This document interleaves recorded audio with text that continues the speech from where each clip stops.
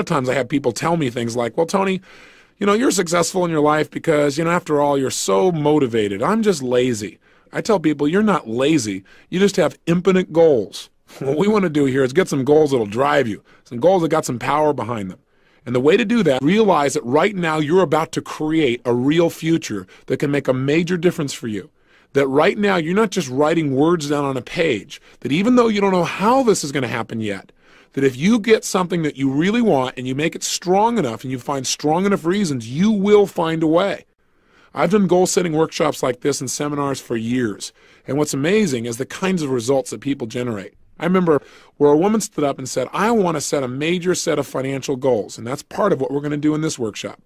She said, I want to make $100,000, and I want it in the next 7 weeks.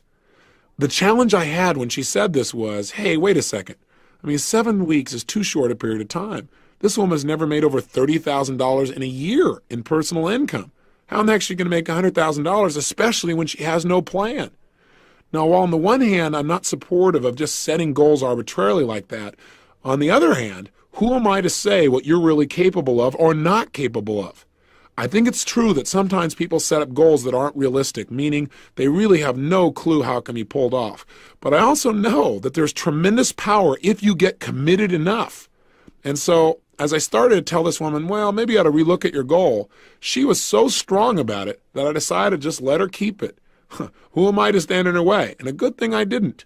6.5 weeks later, she won the lottery and made exactly $100,000. Now, what's really interesting about this story is 6 months later, she came back to a seminar, and we talked about in the seminar what she had done.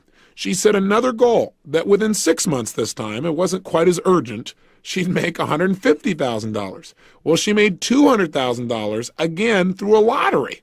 Now, I'm not suggesting set a bunch of lottery goals here by any stretch, and I'm not big on it. I don't buy lottery tickets.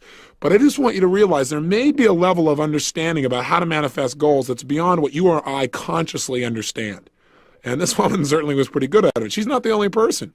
I shared her story one time, and a couple from Detroit listened to the story and got really inspired, and they just said, hey, as long as she can get this, why doesn't she ask for bigger numbers? We're going to do this thing, and we're going to make $1 million. And I got to kind of grit my teeth, and I said, look, that's not what I told the story for. But they got so into it, and they followed all the instructions. They set their goals, they got strong enough whys, they created the pressure, and they did something else that I teach. And that is to make your goals so real, once you know what your goals are, to make them so real in your mind that it feels as if you already have them. When you get to that level where your brain actually believes it's already happened, something clicks. And oftentimes, within a short period of time, that goal becomes realized. I mean, in physical situations, things start to happen. I know this sounds metaphysical, but all I can tell you is it's worked in my life and it's worked for other people. This couple went back and started telling people they'd won this lottery.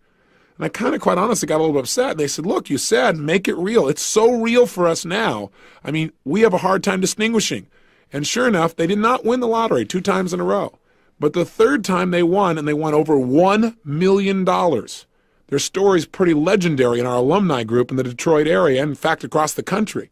So I want you to know that people around them said they were nuts, but they understood the power of being able to create something first in our mind. Everything around you in your life right now started out at one time as a thought.